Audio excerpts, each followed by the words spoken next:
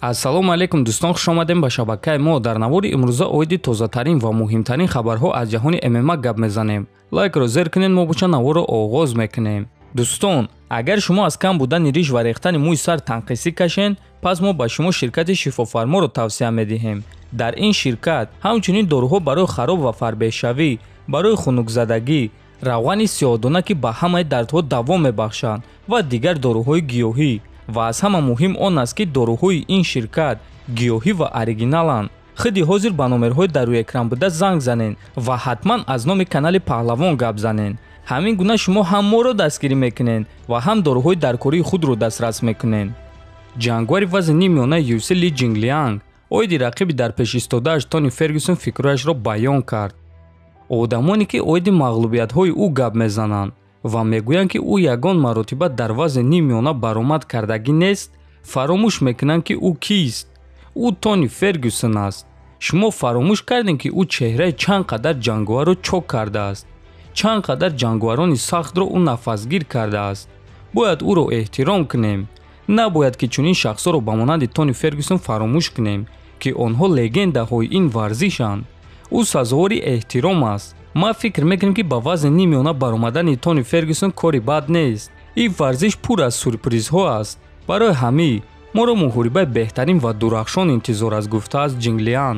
хотиррасон мекунем ки муҳорибаи Ли Ҷинглианг бо рекорди 19.7 ва Тони Фергюсон бо рекорди 26.7 дар вазни нимёна мегзара ва рӯзи 11 сентябр дар турнири UFC 279 баргузор мегардад. бояд қайд кард ки Тони Фергюсон дар UFC аввалин маротиба дар вазни нимёна баромад мекунад. то ин дам Фергюсон дар UFC танҳо дар вазни сабук баромад кардааст, аммо пеш аз UFC ӯ дар вазни нимёна баромад мекард. чемпиони нави UFC дар вазни нимёна Леон Эдвардс гуфт ки Камару Усман сазовори реванш аст. ман фикр мекунам ки Усман сазовор аст ки ман ба ӯ реванш диҳам. ман ин муҳорибаро дар Великобритания гузаронидан мехоҳам. хеле хуб мешавад агар ки ин муҳориба дар майдони Уэмбли баргузор гардад ё ин ки дар майдони HD дар Лондон. ман сахт ба ӯ реванш додан ва дар ин қуввозмоӣ нуқта гузоштан мехоҳам. дар рӯйхати ман боз Хорхе Масвидал аст, аммо ҳозир ӯ 2 ё 3 мағлубияти пайдарҳам дорад. ӯ бояд ба майдон барояд ва якчанд ғалаба ба даст биёрад. ӯ бояд коре кунад ки муҳорибаи мо маъно дошта бошад. фикр мекунам ки барои UFC ин муҳорибаи хеле калон хоҳад шуд. бесаброна интизорам ки аз ӯ қасдии худро гирам, гуфтааст Эдвардс. хотиррасон мекунам ки Леон Эдвардс ва Хорхе Масвидал аллакай чанд сол мешавад ки якдигарро бадбинӣ мекунанд. ҳамаи кор аз он оғоз шуда буд ки дар яке аз турнирҳои UFC вақте ки Леон Эдвардс баъди муҳориба интервю медод, Масвидал ба назди ӯ омада ба ӯ якчанд зарба зада буд ва аз ҳамон вақт онҳо якдигарро сахт бадбинӣ мекунанд ва Леон Эдвардс то ҳол аз Масвидал қасд гирифтан мехоҳад. ситора ва топови ҷангвари вазни нимёна UFC Ҳамзат Чимаев гуфт ки барои чӣ ӯ муҳориба зидди Нейт Диазро қабул кард. рости гап, ман набояд ки бо ин шахс муҳориба гузаронам. ман бо ӯ танҳо барои кайфият бурдан меҷангам.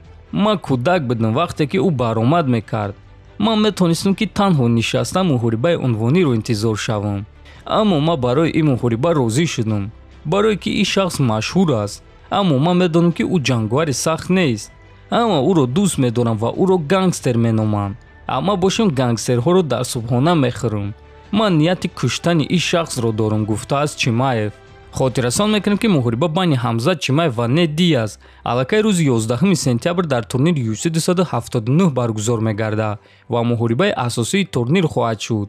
ва дӯстон, бисёри мухлисо аз муҳорибаи онҳо дида бисёртар пресс-конференсияи онҳоро интизоранд, чунки ба фикри бисёриҳо пресс-конференсияи онҳо яке аз шавқовартарин пресс-конференсияҳо хоҳад шуд. дӯстон, худи шумо пресс-конференсияи онҳоро интизор ҳастен ё не? метавонед фикротонро нависен. менеҷери машҳури ММА Али Абдулазиз гуфт ки агар Чарлз Оливера ба муҳориба зидди Ислам Махачев баромада натонад, пас ӯро дигар ҷангвари топ Бенил Дарюш иваз мекунад. хотиррасон мекунам ки ҳам Ислам Махачев ва ҳам Бенил Дарюш бо Али Абдулазиз ҳамкорӣ мекунанд ва ӯ менеҷери онҳост. чанд муддат пеш Ислам Махачев ва Бенил Дарюш бояд ки муҳориба мегузаронданд, аммо Дарюш осеб гирифт ва ба ҷои ӯ Боби Грин баромад ки Ислам Махачев ӯро дар якум раунд шикаст дод ва баъд имконияти муҳорибаи унвонӣ пайдо кард, акнун Ислам ва Чарлз рӯзи 22 октябр беҳтарини худро ва ҳамчунин чемпиони нави вазни сабукро муайян мекунанд. Дӯстон, дар ҳамин ҷо навори мо ба поён мерасад. ҳатман фикр ақидоатонро нависен, дар канали мо обуна шавен то боздид хонободу сарбаланд бошен.